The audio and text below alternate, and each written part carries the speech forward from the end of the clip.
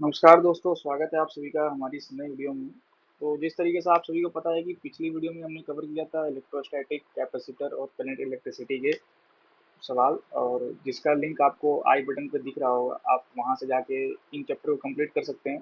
तो हमने 2017 से लेकर 25 तक के सारे पीवाईक्यू को कवर करने की कोशिश की है। तो सबसे पहले तो मैंने मॉडर्न फिजिक्स कवर किया और इलेक्ट्रोडायनेमिक्स का ये 3 चैप्टर तो पिछली वीडियो में कंप्लीट करा है। अब बाकी का 3 इस वीडियो में मैं कंप्लीट कराने जा रहा हूँ। तो आप ने जैसा कहा था कि पहले भैया पूरा इलेक्ट्रोडायनेमिक्स कंप्लीट करा दो, उसके बाद ही नए चैप्टर लाना। तो मैंने भी सोचा कि पहले ये कंप्लीट कराता हूँ। और आप यहाँ एक चीज़ देख लो कि the weightage of this unit is highest among all, we can assume 4 to 5 question. अगर आपने पूरा इलेक्ट्रोडायनेमिक्स कंप्लीट कर लिया इलेक्ट्रोस्टैटिक से लेके अल्टरनेटिंग करंट तक, तो आपके 4-5 क्वेश्चन तो पक्का बन जाएंगे। तो आप इसको बढ़िया से करके जाओ। इलेक्ट्रोस्टैटिक कैपेसिटर तो छोड़ना ही मत, क्योंकि हर साल क्वेश्चन पूछे जाते हैं 1 से 2। तो चलते हैं, पहले क्वेश्चन से शुरुआत करेंगे और आपको नोट्स इसका टेलीग्राम ग्रुप में मिल जाएगा। और मैं बस आपको यही कहना चाहूँगा कि आप मेहनत करते रहें, हारिए मत, हिम्मत नहीं हारना होता है। देखिए, सफलता मिलना ना मिलना वो अलग बात होती है, लेकिन आपका काम है मेहनत करना, संघर्ष करना। वो कहते हैं ना, रख हौसला वो मंजर भी आएगा, प्यासे के पास चलकर समंदर भी आएगा, थक कर मत बैठ है मंजिल के मुसाफिर, मंजिल भी मिलेगी और मिलने का मज़ा भी आएगा। तो दोस्तों, इसी के साथ शुरुआत करते हैं, चलते हैं पहले क्वेश्चन की तरफ। और आज मैग्नेटिज्म से अल्टरनेटिंग करंट तक कवर करेंगे। चलिए दोस्तों, ये अपना पहला क्वेश्चन, इसमें आपको क्या बोल रहा है, consider a point charge plus q moving with a constant velocity v. आपको वेक्टर वी दिया है, वी के, ठीक है। In a vacuum, in the presence of an electric field आपको दिया है E x I cap plus E Y J cap plus E Y J cap, and magnetic field भी आपको दिया है बी एक्स आई cap P x आई cap plus B y जे cap, ठीक है। Where I J K N R in the direction, ठीक है, unit vector है। Which one of the following relation is correct. तो सबसे पहले यहाँ एक बात का ध्यान रखिए कि आपका जो चार्ज पार्टिकल है वो इलेक्ट्रिक फील्ड में भी गया, मैग्नेटिक फील्ड में भी गया, तो उस पर इलेक्ट्रिक फोर्स भी लगा, मैग्नेटिक फोर्स भी लगा, लेकिन बावजूद इसके आपका चार्ज पार्टिकल की जो स्पीड है वो कांस्टेंट है। तो अब आपको क्लिक किया, यानी नेट फोर्स जीरो है, यानी एफ नेट जीरो होना चाहिए। यानी मतलब क्या, कि आपका इलेक्ट्रिक फील्ड के कारण जो फोर्स, इलेक्ट्रिक फोर्स लगा, प्लस मैग्नेटिक फील्ड के कारण जो मैग्नेटिक फोर्स लगा, मैग्नेटिक फोर्स क्या होता है, Q into V cross B. तो ये इसका नेट फोर्स जीरो होना चाहिए। तो इससे क्या हम कंक्लूड कर सकते हैं, आपका ई वेक्टर जो होना चाहिए माइनस वी क्रॉस बी होना चाहिए। अब आपको यहाँ सब कुछ दिया हुआ है, ई भी दिया है, वी भी दिया है, बी भी दिया है, तो अब आप रिलेशन आराम से फाइंड कर सकते हो। चलो तो पुट करते हैं। तो ई वेक्टर आपका है E x I cap plus E Y J cap is equal to minus v आपको दिया है वी के कैप इंटू आपको बी वेक्टर दिया है बी एक्स आई कैप प्लस बी वाई जे कैप, ठीक। अब आप बताओ, अगर आप इसे v को बी एक्स आई कैप से मल्टीप्लाई करो, तो सबसे पहले तो आप ये बना लो आई आई जे के, ठीक। इससे आपको आसानी होती है क्रॉस प्रोडक्ट निकालने में। तो v क्रॉस बी एक्स, तो अब तो ये तो हो जाएगा आपका राइट हैंड साइड में v बी एक्स तो हो जाएगा, लेकिन डायरेक्शन क्या होगी, k क्रॉस आई बोला है, तो k क्रॉस आई ऐसे चल रहे हैं, तो हमें मिल रहा है j, ठीक है। तो ये हो जाएगा प्लस j क्या, ठीक है, लेकिन बाहर माइनस ऑलरेडी लगा हुआ है, उसको भूलना नहीं है। और प्लस वी बी वाई, लेकिन हमें दिक्कत क्या है, डायरेक्शन की। डायरेक्शन क्या, के क्रॉस जे, ये आपका के, और जे के क्रॉस जे आपका आया आई, लेकिन आपने एंटी क्लॉकवाइज चला तो ये हो जाएगा माइनस आई। आई होप आपने ये सब चीज़ें पढ़ी होंगी। तो अगर आप इसे तोड़ो तो आ जाएगा आपका V B Y minus minus plus I cap plus, sorry plus नहीं माइनस, ये हो जाएगा आपका minus V B X J cap. और आपका इस साइड था इलेक्ट्रिक फील्ड, और इलेक्ट्रिक फील्ड की वैल्यू थी ई एक्स आई कैप प्लस ई वाई जे कैप। अब आप रिलेट करो, तो आई कैप में आपको वी बी वाई है और ई एक्स, यानी ई एक्स बराबर V B y, E x बराबर V B y. Option A और डी में दिख रहा, ऑप्शन ए ही में दिख रहा है E x equal to v B y, और किसी ऑप्शन में वी बी वाई तो नहीं दिख रहा, तो ऑप्शन ए करेक्ट हो जाएगा। तो ई एक्स हो जाएगा आपका वी बी वाई, और ई वाई हो जाएगा आपका, इसको आप इक्वल करो तो ई वाई हो जाएगा माइनस वी बी ए, जो कि आपका ऑप्शन ए में दिख रहा है। आई होप आप समझ गए होंगे। चलते हैं अगले क्वेश्चन की तरफ। तो दोस्तों इस कॉन्सेप्ट पे भी भर भर के सवाल आते हैं जेईई मेंस और नीट दोनों में। यहाँ आपको याद रखना पड़ता है, केवल आपको ये याद रखना पड़ता है कि रेडियस जो होता है वो M V by Q B होता है, लेकिन अगर वेलोसिटी और मैग्नेटिक फील्ड परपेंडिकुलर ना हो तो रेडियस हो जाता है R equal to M V sine theta by Q B. ये आपको याद रखना होता है। और पिच जो होता है आपका, पिच जो होता है आपका you cos theta into T. आपको बस ये याद रखना पड़ता है। और टाइम भी आप याद रख सकते हो, T equal to two pi M by Q B. तो ये आपको फॉर्मूला है, तो ये अगर आप याद रखो तो आपके लिए भला ही रहेगा। तो आप इसे याद कर सकते हो। तो देखिए अब मैं क्वेश्चन पढ़ता हूँ फिर से। A particle of mass M and charge Q with velocity V vector आपको दिया है, वी वेक्टर दिया है V naught I cap plus J cap minus K cap, ठीक है। Is place in uniform magnetic field, magnetic field भी दिया आपको B naught I cap plus J cap plus K cap, ठीक है। It executes a helical trajectory of radius R and pitch P. तो मैंने क्या बोला था कि जब v और b परपेंडिकुलर ना हो तो रेडियस का फॉर्मूला आपको लगाना होता है r equal to M V sine theta by Q B. तो अब लगा दो r equal to M V sine theta by Q B. और यहाँ v क्या है आपका, ये तो आपको v वेक्टर दिया है, तो अगर आप मैग्नीट्यूड निकालो तो मैग्नीट्यूड हो जाएगा under root three V naught. और मैग्नीट्यूड ऑफ b निकालो तो आपको क्या हो जाएगा, under root three V naught. ठीक, यहाँ तक हमने फाइंड कर लिया। लेकिन हमें दिक्कत आ रही है कि हमें एंगल ही नहीं पता है, साइन थीटा की वैल्यू। तो एंगल कैसे निकालेंगे, एंगल निकालने के लिए आप देखो, आप यूज कर सकते हो b dot v equal to magnitude of b into magnitude of v into cos theta, ठीक। अब b डॉट v करो, b डॉट v करें तो बी नॉट और ये हो जाएगा आपका one plus one minus one is equal to magnitude of B हमने निकाला root three B not into root three V not into cos theta. तो आपका बी नॉट वी नॉट कट गया, बी नॉट वी नॉट कट गया। ये इस साइड आपका हो गया one plus one minus one, तो आपका हो गया one is equal to root three into root three three three cos theta. तो कॉस थीटा की वैल्यू आ गई आपकी वन बाई थ्री। तो साइन थीटा की वैल्यू क्या होती है, साइन थीटा होता है आपका under root one minus cos square theta. तो one minus cos square theta अगर आप करने जाओ तो आपका हो जाएगा, आपका अगर मैं यहाँ कर दूँ one minus sine square theta, one minus cos square theta, तो साइन थीटा की वैल्यू आ जाएगी आपकी under root one minus sine cos square theta. तो one by nine is equal to under root eight by nine. हम इसे लिख सकते हैं two root two by three, ठीक। आपको साइन थीटा की वैल्यू मिल गई two root two by three. अब आप सारी वैल्यू को यहाँ पुट कर दो, तो रेडियस हो गया आपका एम, रेडियस हो गया एम इंटू वी हो गया आपका root three V naught. Sine theta की वैल्यू आ ही गई two root two by three by Q. और बी की वैल्यू थी आपकी root three B naught. Root three cut गया तो आपकी वैल्यू आई two root two by three M V naught by Q B naught. तो आपका ऑप्शन ए में दिख रहा है two root two by three M V naught by Q B naught, और कहीं दिख रहा है two root three two by three M V naught by Q B naught. अब आपको पिच निकालना है, तो पिच निकालने के लिए चलिए पिच कैसे निकालेंगे, तो मैं अगले स्लाइड पे पिच बताता हूँ। तो दोस्तों हमें पिच निकालना था, और मैंने आपको क्या बोला, पिच क्या होता है, you cos theta into time of flight, ठीक।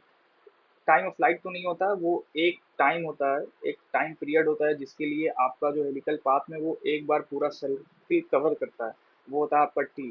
तो यू कॉस थीटा की वैल्यू आई थी आपकी, कितनी आई थी आपकी, कॉस थीटा की वैल्यू आई थी one by three.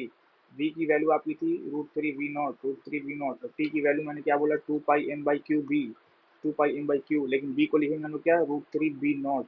Root three से रूट थ्री कट गया तो आपका आया two pi M two pi M V naught by three three Q B naught.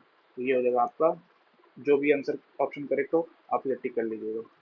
तो दोस्तों ये अपना अगला क्वेश्चन है, इसमें आपको बोल रहा है consider two long thin conductors A and B each carrying current I as shown in figure. तो आई करंट आपको फिगर में दिया हुआ है। Considering A to be fix, A fix है, which one of the following statement is correct, B experience net force, B experience net anti clockwise torque. यानी B पे हमें फोर्स और टॉर्क बताना है कि किस प्रकार से लग रहा होगा। तो देखिए आपने पढ़ा होगा कि जब एक वायर, दो वायर के बीच आपने पढ़ा होगा कि फोर्स कैसे लगता है। एक वायर के कारण दूसरे वायर पे मैग्नेटिक फील्ड लगती है, और ये मैग्नेटिक फील्ड अंदर की ओर अगर जा रही है, तो अब आप राइट हैंड थंब रूल की मदद से डीएल का डायरेक्शन ये अंदर की तरफ, तो आपको फोर्स इस डायरेक्शन में लग रहा होगा। यानी आप कह सकते हो कि इन दोनों के बीच अट्रैक्टिव फोर्स लगता है एफ वन। तो ये तो दोनों मैग्नीट्यूड में बराबर होता है, वो आई पर डिपेंड करता है, बराबर तो नहीं होता। तो मोटा मोटी कहने का मतलब है कि एक वायर दूसरे वायर पे मैग्नेटिक फील्ड प्रोड्यूस करती है, और वो मैग्नेटिक फील्ड फिर फोर्स हो जाता है I into D L cross B. तो वो पहली वायर के कारण दूसरे वायर पे जो फोर्स लगता है उसकी वैल्यू ये होती है। तो अब हमें यहाँ कमेंट करना है। तो सबसे पहले देखो, ये आपको वायर है, ये वायर है, इस वायर के लिए वाई एक्सिस जितना भी ऊपर में, वाई एक्सिस के ऊपर वाले जितने भी पॉइंट होंगे उसके लिए इस वायर के कारण मैग्नेटिक फील्ड बाहर की तरफ आ रही होगी, और वाई एक्सिस से नीचे यानी निगेटिव में जो मैग्नेटिक फील्ड होगी वो अंदर की ओर जा रही होगी। आप राइट हैंड थंब रूल की मदद से निकाल सकते हो। अगर आप कुछ इस प्रकार से लो, इस डायरेक्शन में अगर आप वायर करंट की डायरेक्शन में अगर आप थंब रखो तो आपको ये कर्व आपको मैग्नेटिक फील्ड का डायरेक्शन बताता है। और उसी प्रकार से जब आप यहाँ रखोगे, जब आप यहाँ अपने थंब को रखोगे तो आपको पता चलेगा कि यहाँ से तो आपकी मैग्नेटिक फील्ड बाहर आएगी और यहाँ मैग्नेटिक फील्ड अंदर की ओर जाएगी। तो यहाँ तक तुमने पकड़ लिया, ठीक है। अब बताओ, फोर्स होता है I into D L cross B. तो अब आप एक काम करो, इस एक पॉइंट लो यहाँ पे और इसके लिए फोर्स निकालो। अगर इस पॉइंट के लिए तुम फोर्स निकालोगे तो उसकी डायरेक्शन क्या होगी, D L cross B, D L ऊपर की तरफ और फिर बी बाहर की तरफ, बी बाहर की तरफ, यानी पॉजिटिव एक्स डायरेक्शन में इसके फोर्स लग रहा है, ये फोर्स इधर लग रहा है। उसी प्रकार से सारे कंपोनेंट पे फोर्स इस डायरेक्शन में लग रहा है, लेकिन इन सब का जो मैग्नीट्यूड है वो अलग अलग होगा, क्योंकि इस वायर के लिए ये डिस्टेंस अलग है, ये डिस्टेंस अलग है, ये डिस्टेंस अलग है, तो मैग्नीट्यूड अलग होगा। ठीक है, हमें उससे कोई प्रॉब्लम नहीं है, लेकिन हमने फोर्स का डायरेक्शन पता कर लिया कि ऊपर वाले जितना भी कंपोनेंट है इस वायर का उस पर फोर्स एक्स डायरेक्शन में लगेगा। और उसी प्रकार से सिमेट्रिक से जब यहाँ तुम राइट हैंड थंब रूल का यूज करोगे, एफ बराबर I D L cross B लगाओगे तो तुम्हें पता चलेगा कि इस पे जो फोर्स लगेगा नीचे वाली वायर पे वो निगेटिव एक्स डायरेक्शन में लगेगा, निगेटिव एक्स डायरेक्शन में लगेगा। यहाँ भी फोर्स हर पॉइंट के लिए अलग अलग होगा, लेकिन एक चीज ख्याल रखो, ये जो जितना भी नेट फोर्स आएगा प्लस एक्स डायरेक्शन में उतना ही नेट फोर्स आएगा माइनस एक्स डायरेक्शन में। तो आपका नेट फोर्स तो जीरो हो जाएगा, लेकिन आपका टॉर्क किस डायरेक्शन में होगा, टॉर्क आपको ये इसके अलोंग ऐसे घुमाना चाहेगा, यानी क्लॉक वाइज टॉर्क आएगा। तो आई होप आप समझ गए होंगे कि आपका नेट फोर्स तो जीरो होगा, लेकिन आपका टॉर्क क्लॉकवाइज टॉर्क आएगा। तो आपका ऑप्शन बी करेक्ट हो जाएगा, B experience net clockwise torque.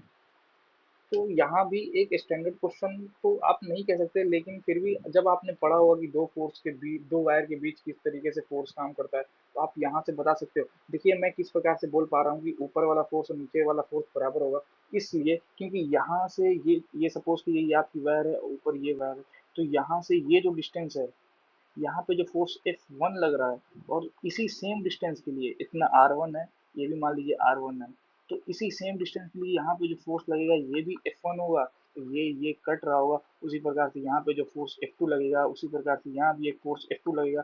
तो ये सारे फोर्स ऊपर वाले नीचे वाले के बराबर होंगे, तो F नेट जीरो आ जाएगा। आई होप आप अब आप फील कर पाओगे, तो समझ पाओगे। और फोर्स तो जीरो है लेकिन क्लॉकवाइज रोटेशन है, तो टॉर्क आपका क्लॉकवाइज हो जाएगा। तो दोस्तों ये भी एक स्टैंडर्ड क्वेश्चन है, इसमें आपको मैग्नेटिक मोमेंट की वैल्यू पूछ रहा है, और हम जानते हैं मैग्नेटिक मोमेंट क्या होता है, मैग्नेटिक मोमेंट होता है आई इंटू एरिया। ठीक है, तो ऐसे क्वेश्चन में आप ऐसा कर सकते हो कि आप पूरा ये देखो, ऊपर आपको आई इस प्रकार जा रहा है, फिर ऐसे जा रहा है, फिर ऐसे आ रहा है, लेकिन अब आपको इसे पूरा लूप अगर करना है तो आप एक आई इस डायरेक्शन में ले सकते हो और एक आई इस डायरेक्शन में ले सकते हो। नेट करंट तो जीरो हो गया, लेकिन इससे क्या फ़ायदा हुआ, इससे हमारा दो लूप क्रिएट हो गया। इसके लिए एरिया वेक्टर ये आ जाएगा, ये हो जाएगा एरिया वेक्टर, और इसके लिए एरिया वेक्टर ये हो जाएगा। अब आप देखो दोनों का एरिया क्या है, दोनों का एरिया बराबर है। इसका एरिया क्या है, लेंथ इंटू ब्रेथ, तो ए बी, इसका एरिया भी ए बी, ठीक।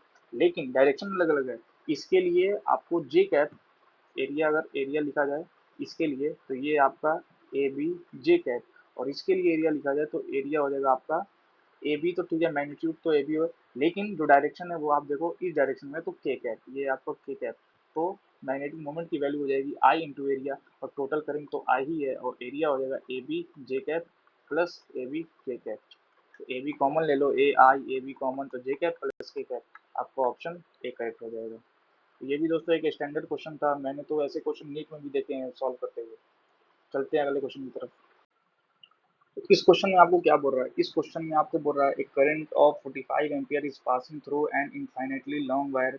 आपका इनफाइनेटली लॉन्ग वायर है, 45 एम्पियर करंट पास हो रहा है इसे, ठीक है।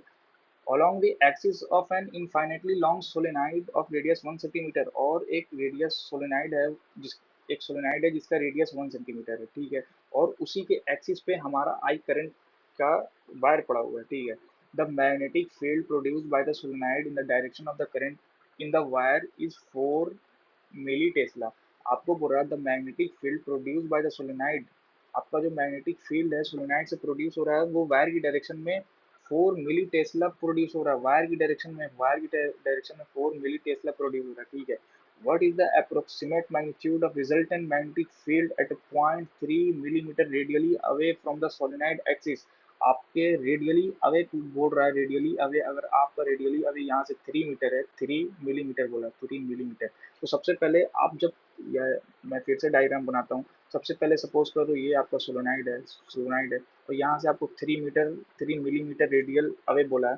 तो सबसे पहले तो यहाँ आपका जो मैग्नेटिक फील्ड होगा वो दो के कारण होगा, एक मैग्नेटिक फील्ड सोलेनाइड की वजह से होगा और एक मैग्नेटिक फील्ड आपके वायर की वजह से होगा। तो आपको पता है कि मैग्नेटिक फील्ड ऑफ सोलेनाइड आपको दिया है, सोलेनाइड की वजह से 4 मिली टेस्ला दिया है। तो अब आपको निकालना है magnetic field due to wire. तो magnetic field due to wire क्या होता है, mu not I by 2 pi into x. तो म्यू नॉट की वैल्यू आपको दी है 4 पाई इंटू 10⁻⁻7 टेस्ला मिली पर एम्पियर दिया हुआ आपको। ये म्यू नॉट और आई की वैल्यू दी है आपको 45 ampere divided by 2 pi into x की वैल्यू दी है 3 मिलीमीटर। तो मिलीमीटर को आप मीटर में चेंज कर दो क्योंकि आपको यहाँ टेस्ला मीटर बाई एम्पियर दिया है। तो 3 इंटू 10⁻⁻3।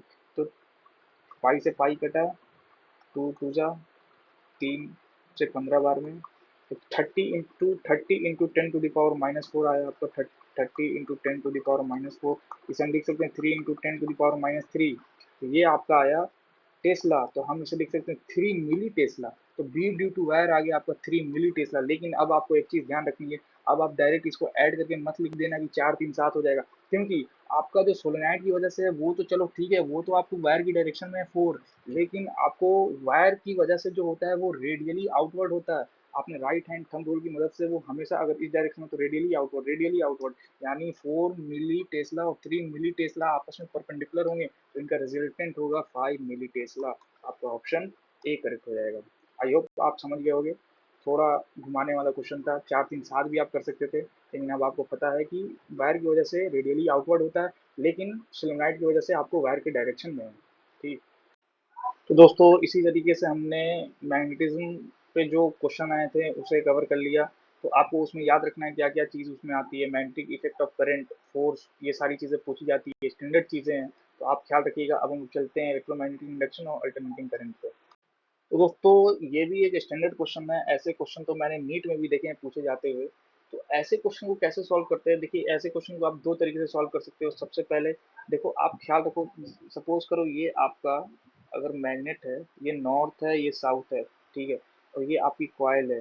तो लेंज लॉ क्या कहता है, लेंज लॉ कहता है कि आप फ्लक्स में हो रहे चेंज का विरोध करोगे, ठीक है। तो आपका जो फ्लक्स है, जो मैग्नेटिक फील्ड कुछ इस प्रकार से होती है, तो जब आपका मैग्नेट नीचे गिरेगा तो मैग्नेटिक फील्ड बढ़ेगी, और मैग्नेटिक फील्ड बढ़ेगी तो फ्लक्स में चेंज आएगा। और लेंस कहता है कि तुम्हें बढ़ने नहीं देना, तुम्हें उस चीज़ का विरोध करना है। तो विरोध करने के लिए अब आप ऐसे, या तो इसे आप ऐसे समझो कि ये नॉर्थ है तो ये नॉर्थ बन जाएगा विरोध करने के लिए, और जब इधर से साउथ गिरेगा, इधर से साउथ गिरेगा, तो ये साउथ बन जाएगा विरोध करने के लिए। तो अब आपको पता है जब ये नॉर्थ और नॉर्थ, तो यहाँ तो रिपल्सन होगा, यानी इसके जो नीचे आने का टाइम होगा वो घट जाएगा, time will decrease, time will decrease. और इसके लिए भी, ये साउथ है ये भी साउथ है, तो साउथ साउथ रिपल्सन होगा, तो इसका भी टाइम घट जाएगा। लेकिन सिमेट्री से ये दोनों टाइम बराबर होगा, यानी कहने का क्या मतलब है, ये अगर ए बी सी है तो आपको पता है टी सी तो सबसे कम होगा, यानी नीचे गिरने का समय सी के लिए सबसे कम होगा, क्योंकि वो फ्री फॉल गिरेगा, उसको रोकने वाला कोई नहीं है, सिर्फ ग्रेविटी उसको नीचे खींच रही है। तो टी सी सबसे कम होगा, और टी ए और टी बी आपस में बराबर होंगे, सिमेट्री से टी ए और टी बी, क्योंकि टी ए में यानी जो फ्लक्स आपका, इसमें इसमें फ़र्क बस इतना है कि आपको नॉर्थ के लिए मैग्नेटिक फील्ड कुछ इस प्रकार से होती है, और साउथ के लिए मैग्नेटिक फील्ड अंदर जाने की ओर होती है। तो इसमें क्या हो जाएगा कि आप जब अंदर लाओगे तो बाहर जाने वाली मैग्नेटिक फील्ड बढ़ेगी। तो या तो आप इसे ऐसे सॉल्व कर लो कि नॉर्थ आ रहा है तो आप उसको नॉर्थ बना के बोलो कि रिपल्सन होगा, या तो अब आप अगर पूछ दे कि आपके इसकी डायरेक्शन क्या होगी, करंट की डायरेक्शन क्या होगी, तब आपको उसमें ऐसे सोचना पड़ेगा। मैं सिर्फ नॉर्थ इसके लिए बता रहा हूँ, जब आपका नॉर्थ पोल अंदर आएगा, नॉर्थ पोल अंदर आएगा, सपोज कि ये आपकी मैग्नेटिक फील्ड है, तो जब ये नीचे गिर रहा है तो आपके यहाँ अंदर जाने वाली मैग्नेटिक फील्ड बढ़ रही है, अंदर जाने वाली मैग्नेटिक फील्ड बढ़ रही है, तो फ्लक्स बढ़ रहा है। तो लेंज लॉ कहता है तुम इसका विरोध करो। तुम इसका विरोध कैसे करोगे? तुम इसका विरोध करोगे एक आई करंट ऐसे लगा के। जब तुम आई करंट एंटी क्लॉकवाइज लगाओगे तभी तुम्हारा बी ऊपर की तरफ जाएगा। तो जब तुम्हारा बी ऊपर की तरफ जाएगा तो अब आप कह सकते हो कि अंदर वाली आने वाली मैग्नेटिक फील्ड बढ़ रही थी, तो हम घटाने के लिए उस मैग्नेटिक फील्ड को आई करंट को एंटी क्लॉकवाइज ला दिए, ताकि उस आई करंट के कारण जो मैग्नेटिक फील्ड प्रोड्यूस होगी वो ऊपर की तरफ होगी। तो आपका टोटल क्या हो जाएगा? अंदर आ रही थी मैग्नेटिक फील्ड, वो बढ़ रही थी, लेकिन हमने क्या कर दिया, उसको घटाने के लिए बाहर की तरफ एक मैग्नेटिक फील्ड प्रोड्यूस कर दिया। कैसे? आई करंट इंड्यूस करके एंटी क्लॉकवाइज डायरेक्शन में। तो अगर आप ऐसे भी याद रखो तो बस आपको इतना ही ख्याल रखना है कि वो नीचे की तरफ इसका रिपल्सन होगा। वो जब नीचे गिरेगा तो ये नॉर्थ की तरफ बिहेव करेगा, तो इन दोनों के बीच रिपल्सन होगा, तो टाइम घट जाएगा। और सी के केस में आपका फ्री फॉल था, तो वो टाइम उसके लिए सबसे कम होगा और इन दोनों के लिए टाइम बराबर होगा। तो दोस्तों ये है अपना अगला क्वेश्चन। वैसे तो इस क्वेश्चन को देख के आप कह सकते हो कि हाँ एडवांस टाइप क्वेश्चन है, एडवांस में भी ऐसे क्वेश्चन पूछे जाते हैं। लेकिन 2020 का भाई फिजिक्स का पेपर थोड़ा टफ आया था, लेकिन उसमें भी एक दो क्वेश्चन आसान भी थे, जैसे इक्विवेलेंट रेजिस्टर निकालना था, इक्विवेलेंट रेजिस्टेंस निकालना था, जो मैंने पिछली वीडियो में कराया। तो वो सब छोड़ते हैं, अभी आते हैं मुद्दे पे। तो यहाँ आपको बोल रहा है consider an infinite one dimensional wire carrying an uniform current I as shown in the figure. Square loop of side A is initially placed such that the centre of the loop is at a R distance. तो आपका जो centre है loop का वो are distance पे था initially, initially are distance पे था, ठीक है। ठीक है, where are greater than A by two, ठीक है। The square root is then move rightward, rightward ये मूव कर रहा है, ठीक है, वी वेलोसिटी से राइटवर्ड मूव कर रहा है, ठीक है, as shown in the figure. What is the induce EMF? Induce EMF as a function of time बताना है। तो इंड्यूस ईएमएफ क्या होता है? ईएमएफ क्या होता है? ईएमएफ होता है minus D five by D T. तो यानी सबसे पहले आपको फ्लक्स निकालना पड़ेगा, सबसे पहले आपको फ्लक्स निकालना पड़ेगा। और फ्लक्स यहाँ के लिए फ्लक्स कैसे निकालेंगे? फ्लक्स क्या होता है? फ्लक्स होता है आपका बी डॉट ए। लेकिन एक बात बताइए, यहाँ तो आपका मैग्नेटिक फील्ड वेरी कर रहा है ना। इस पॉइंट के लिए मैग्नेटिक फील्ड कुछ और होगा, इस पॉइंट के लिए कुछ और होगा, इसके लिए कुछ और, इसके लिए कुछ और। तो हम यहाँ पे एलिमेंट काटेंगे। सपोज कीजिए कि आप एक डिस्टेंस पे जाके एलिमेंट काटें dx लेंथ का, ठीक, और इसका एरिया हो गया ए। तो मैग्नेटिक फील्ड क्या हो जाएगी? बी हो जाएगा आपका mu naught I by two pi x. Magnetic field होती है एक डिस्टेंस पे mu naught I by two pi x. अब आपको फ्लक्स निकालना है, तो फ्लक्स हो जाएगा आपका बी डॉट ए। एरिया को आप लिख सकते हो, इसका आपका एरिया क्या है? जो आपने एलिमेंट काटा उसका एरिया क्या है? उसकी लेंथ है एल, ब्रेथ है डी एक्स, तो B dot A D X आप लिख सकते हो। और बी की वैल्यू आई आपकी mu not I by two pi x into A D X. तो ये हो गई आपकी फ्लक्स की वैल्यू। अब आप एक बात बताओ, अब आप इंटीग्रेट कहाँ से कहाँ तक करोगे? यहाँ आपको एक चीज़ समझनी पड़ेगी, इंटीग्रेट आप यहाँ से यहाँ नहीं कर सकते। अब आप बोलो कि चलो भैया यहाँ से यहाँ, तो आपका ये आर हो गया, ये ए बाई टू हो गया, ये सब। देखो मैं फिर से बनाता हूँ इसको फिर से। तो अब आप बोलोगे कि भैया ये टोटल डिस्ट यहाँ से सेंटर से, वायर से सेंटर तक का डिस्टेंस आर है, ये ए बाई टू है, तो हम R minus A by two से R plus A by two तक इंटीग्रेट कर देते हैं। लेकिन आपको टी टाइम के बाद ये तो आगे बढ़ा ना वी वेलोसिटी से, तो ये कितना आगे बढ़ेगा? ये टोटल इसमें आपको प्लस वी टी ऐड करना पड़ेगा, इसमें भी प्लस वी टी ऐड करना पड़ेगा। मतलब क्या है कि अगर ये मूव नहीं कर रहा होता तब हम लिख देते हैं कि आपका जो लोअर लिमिट है R minus A by two यहाँ से यहाँ। लेकिन टाइम टी के बाद वैसे भी हमें डिफ्रेंशिएट करना है टी के रिस्पेक्ट में, हमें टी के रिस्पेक्ट में इंड्यूस ईएमएफ बताना है। तो आपको ये पता करने पड़ेगा कि टी टाइम के बाद आपका जो ये आपका जो लूप है टी टाइम के बाद वो कहाँ पहुंचा। तो टी टाइम के बाद ये वी वेलोसिटी से जा रहा है, तो टी टाइम के बाद ये कहाँ पहुंच जाएगा? ये वी टी आगे चला जाएगा, ये वी टी आगे चला जाएगा। तो आप हर चीज में प्लस वी टी कर दोगे। इसका सेंटर भी पहले आर था, तो अब आर प्लस वी टी हो गया।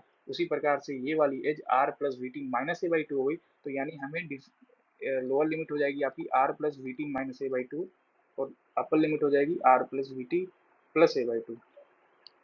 तो अब हम इसे इंटीग्रेट करेंगे तो आपका आ जाएगा flux is equal to flux, इसकी वैल्यू आ जाएगी आपकी क्या? पहले तो इसकी वैल्यू आ जाएगी आपकी mu not I by two pi constant, mu not I by two pi into A constant, D X by X का इंटीग्रेशन एल एन एक्स। और लोअर लिमिट आप अपर लिमिट है आपकी R plus V T plus A by two, और lower limit है आपकी R plus V T minus A by two. चलो next slide पे अब इसको पूरा सॉल्व करेंगे। तो दोस्तों हम लोग यहाँ तक पहुँच गए थे, हमने फ्लक्स की वैल्यू यहाँ तक कैलकुलेट कर ली थी। तो अब हमें क्या करना है कि अब इसमें अपर और लोअर लिमिट की वैल्यू पुट करेंगे, तो phi equal to mu not I by I A by 2 pi into L N, upper limit minus lower limit, तो अपर लिमिट है आपका R plus V T plus A by two, minus lower limit हो जाएगी आपकी, lower limit हो जाएगी L N R plus V T minus A by two. ठीक, यहाँ तक अब आपको पता चल गया। अब आपको इंड्यूस ईएमएफ क्या होगा, minus D phi by D T. अब आपको इसे टी के रेस्पेक्ट में डिफ्रेंशिएट करना है, तो आपके लिए ये mu naught I A by 2 पाई तो कांस्टेंट हो जाएगा।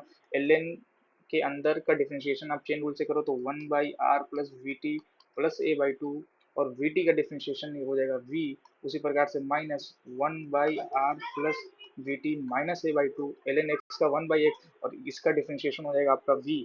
तो अब आप यहाँ से v कॉमन ले लो, तो v कॉमन ले लो, माइनस भी लगा दो, तो minus mu not I A V by 2 pi इतना आ गया। अब आप एक काम करो, r plus V T, R plus V T plus A by two, R plus V T minus A by two को हम लिख सकते हैं आर प्लस वी टी का square minus A by two का square, A square by four. क्यों, A plus B into A minus B से A square minus B square, इसको डायरेक्ट कर दिया। अब ऊपर आ जाएगा आपका R plus V T minus A by two minus R minus V T minus A by two, तो आर आर कट गया, वी टी कट गया, तो आपका ऊपर बचा minus A by two minus A by two, तो ये total हो जाएगा माइनस ए। तो अगर आप, चलो मैं यहाँ लिख देता हूँ, तो ये हो जाएगा आपका total minus A into minus A plus, तो Q not I A into A square V by 2 pi और ये वाली term R plus V T का square minus A square by four, ये हो जाएगा आपका टोटल आंसर। अब आप देख लेना कौन सा आंसर मैच कर रहा है। मैंने आपको प्रोसीजर पूरा बता दिया और आंसर भी ला दिया। अब ऑप्शन कौन सा है वो मैं नए स्लाइड पे हूँ तो मुझे पता नहीं है, ठीक है दोस्तों।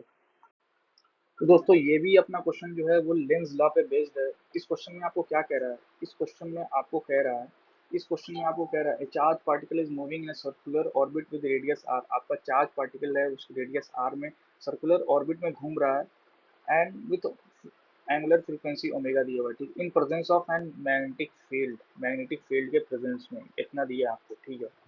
तो अब आपको बोल रहा था orbit is enclose with in a large circular circular metallic frame. Orbit जो है लार्ज सर्कुलर मेटेलिक फ्रेम से क्लोज है, ठीक है। The frame is concentric and coplanar with the orbit, ठीक है। अब आपको बोल रहा है the radius of the frame is now gradually decrease. तो ये जो आपका फ्रेम है इसकी रेडियस हम लोग ग्रेजुअली डिक्रीज कर रहे हैं, यानी इसको अंदर की तरफ ला रहे हैं। तो आपका मैग्नेटिक फील्ड जो था, अगर सपोज कीजिए मैग्नेटिक फील्ड अंदर की तरफ था, अंदर की तरफ था, तो जब आप इसको इसके रेडियस को डिक्रीज करोगे तो मैग्नेटिक फील्ड तो घटेगा। तो मैग्नेटिक फील्ड के घटने से क्या होगा, मैग्नेटिक फील्ड के घटने से आपका फ्लक्स घटेगा। तो फ्लक्स में जब चेंज आएगा तो लेंज लॉ क्या कहता है कि आपको उस चेंज का विरोध करना है। तो वो उस चेंज का विरोध कैसे करेगा, आप देख रहे हो कि मैग्नेटिक फील्ड घट रहा है, तो ये मैग्नेटिक फील्ड को बढ़ाने के लिए इसमें आपके क्वाइल में इस तरीके से करंट को इंड्यूस करेगा कि वो उसको सपोर्ट करे, यानी मैग्नेटिक फील्ड घट रहा है तो हम मैग्नेटिक फील्ड को बढ़ाएंगे। मैग्नेटिक फील्ड अंदर जाने वाला मैग्नेटिक फील्ड कब बढ़ेगा, जब आप करंट को क्लॉकवाइज डायरेक्शन में लो, जब आप करंट को क्लॉकवाइज डायरेक्शन में लो। ये अगर आपको करंट की डायरेक्शन पूछता तो वो भी हम बता सकते थे, लेकिन अभी उसकी जरूरत नहीं है। तो आपको पूछ रहा है the radius of orbit will gradually decrease, the radius orbit, ये आपका रेडियस आर जो है ऑर्बिट। देखो आर का फॉर्मूला क्या होता है, आर होता है आपका, मैंने आपको क्या बताया था, M V by Q V, ये होता है आर। तो अगर आप एंगुलर फ्रीक्वेंसी निकालो तो ये होता है वी बाई आर, तो वी बाई आर हो जाएगा आपका क्यू वी बाई एम। अब आप बताओ मैंने आपको क्या बोला, मैंने आपको बोला कि जब ये बाहर का कंसेंट्रिक सेल का रेडियस को हम घटा रहे हैं तो हम देख रहे हैं कि फ्लक्स में चेंज आ रहा है, तो हमें लेंस लॉ के अकॉर्डिंग उस फ्लक्स का विरोध करना है, उस चेंज का विरोध करना है। उस चेंज का विरोध हम कैसे करेंगे, हम देख रहे हैं कि मैग्नेटिक फील्ड घट रही है अंदर वाली, तो हम मैग्नेटिक फील्ड को बढ़ाएंगे। तो जब तुम मैग्नेटिक फील्ड को बढ़ाओगे तो इस ऑर्बिट के लिए तो तुम्हारी मैग्नेटिक फील्ड बढ़ गई, बी आपका इंक्रीज हो गया। जब आपका बी इंक्रीज हो गया, क्योंकि पहले सिर्फ बी था, लेकिन उसके रेडियस को घटाने से हमें एक और इंड्यूस मैग्नेटिक फील्ड करना पड़ा लेंस लॉ के अकॉर्डिंग। तो अब आपका बी बढ़ गया, तो बी के बढ़ने से आपका ये R inversely proportional to B है, तो आर घट जाएगा, और उसी प्रकार से ओमेगा आपका बी डायरेक्टली प्रोपोर्शनल है तो ओमेगा बढ़ जाएगा। तो ये वाला जो भी ऑप्शन होगा आप करेक्ट मार दो, R will decrease and frequency will gradually increase, तो ऑप्शन ए आपका करेक्ट हो जाएगा। तो ये भी लेंस लॉ पे बेस्ड था। एक और सवाल हमने किया जो कि लेंस लॉ पे बेस्ड था, तो आप इसका ध्यान रखिएगा, इस पे क्वेश्चन आते हैं। तो दोस्तों ये भी एक आसान सवाल है। इसमें आपको पूरा in the given circuit what is the closest approximate frequency, आपको ओमेगा की वैल्यू बतानी है। तो आपको पूरा at the ratio V out by V in की वैल्यू आपको दिया है 1/√2। अब आप देखो वी आउट क्या है और वी इन क्या है। तो ये है आपका वी आउट, यानी रेजिस्टेंस के अक्रॉस जो पोटेंशियल डिफरेंस है वो आपका है वी आउट। तो यहाँ वी आउट को आप लिख सकते हो आई इंटू आर, ये हो गया आपका वी आउट। अगर सपोज कि यहाँ से आई करंट आया, और वी इन क्या है आपका, वी इन यानी टोटल, वी इन हो जाएगा आपका टोटल पोटेंशियल डिफरेंस, तो वो हो जाएगा आई इंटू जेड, आई इंटू जेड। तो आप लिख सकते हो वी आउट बाई वी इन को, वी आउट को लिख सकते हो आप, वी आउट को लिख सकते हो आई आर, और वी इन को लिख सकते हो आई जेड। तो आई आई कट गया, R by Z equal to 1/√2। अब आप जेड कैसे लिख सकते हो, जेड इक्वल टू आपका आरसी सर्किट है, आरसी सर्किट के लिए जेड की वैल्यू क्या होती है, R square plus X C square. और एक्स सी की वैल्यू क्या होती है, एक्स सी की वैल्यू होती है 1/ओमेगा सी होल स्क्वायर। अब आपको सब दिया है, आपको आर दिया हुआ है, आर दिया हुआ है, सी दिया हुआ है, आर दिया हुआ है, सी दिया हुआ है। आपको ओमेगा निकालना है, ओमेगा निकालना है, तो आप यहाँ आर दिया हुआ है आपको, under root R square plus omega C का होल स्क्वायर इक्वल टू 1/√2। तो आर दिया है, आर दिया आपको, सी दिया, तो ओमेगा निकालना है। अब आप खुद से कैलकुलेट करके ओमेगा निकाल लेना, मैंने बस आपको बता दिया कि प्रोसीजर क्या है। तो दोस्तों ये है अपना अगला क्वेश्चन। इस क्वेश्चन में आपको क्या कह रहा है, मैं आपको समझाता हूँ क्या कह रहा है। इस क्वेश्चन में आपको कह रहा है कि आप जो आपके पास ये बी एक बॉक्स है, इसमें आप अलग अलग करके आप बार बार, एक बार आप रजिस्टर रख रहे हो, एक बार आप कैपेसिटर रख रहे हो, एक बार आप इंडक्टर रख रहे हो। तो ये कह रहा है कि इसके लिए हमें तीन अलग अलग ग्राफ मिल रहा है। तो अब आप बताओ कि ए वन क्या होगा, ए वन रजिस्टर होगा, कैपेसिटर होगा या इंडक्टर होगा, तो ये ग्राफ आएगा। ए टू रजिस्टर होगा या कैपेसिटर होगा या इंडक्टर आएगा। तो कौन सा ग्राफ किसके लिए होगा, आपको बस ये बताना है। और ये ग्राफ आप देख सकते हो आई और टी के टर्म में, यानी किस तरीके से वेरी करता है। तो सपोज कीजिए कि आप देखो, सबसे पहले तो अगर रजिस्टर होगा तो तुम्हारा जो ये सर्किट कुछ इस प्रकार से होगा, ये आर, आर आर, ये आपको वी, वी, और ये आपका स्विच। तो आपका जो v बराबर आई इंटू आर, तो आई इंटू टू है। तो आपका आई जो होगा, आई होगा आपका v/2 है। और आपका आई कांस्टेंट होगा, ओवरऑल दी पीरियड कांस्टेंट होगा। तो ये आपको पता है A1 जो होगा ये R होगा, A1 आपने पता कर लिया, R होगा। अब आप आ जाओ, अगर हम कैपेसिटर ले लें, अगर हम इस बॉक्स में कैपेसिटर ले लें, तो आपका क्या बन जाएगा, आपका ये हो जाएगा C, ये हो जाएगा R, ये हो जाएगा आपका बैटरी। तो ये आपका बन गया आरसी सर्किट। और आरसी सर्किट में आपको पता है आई इक्वल टू होता है I naught into t to the power minus T by R C.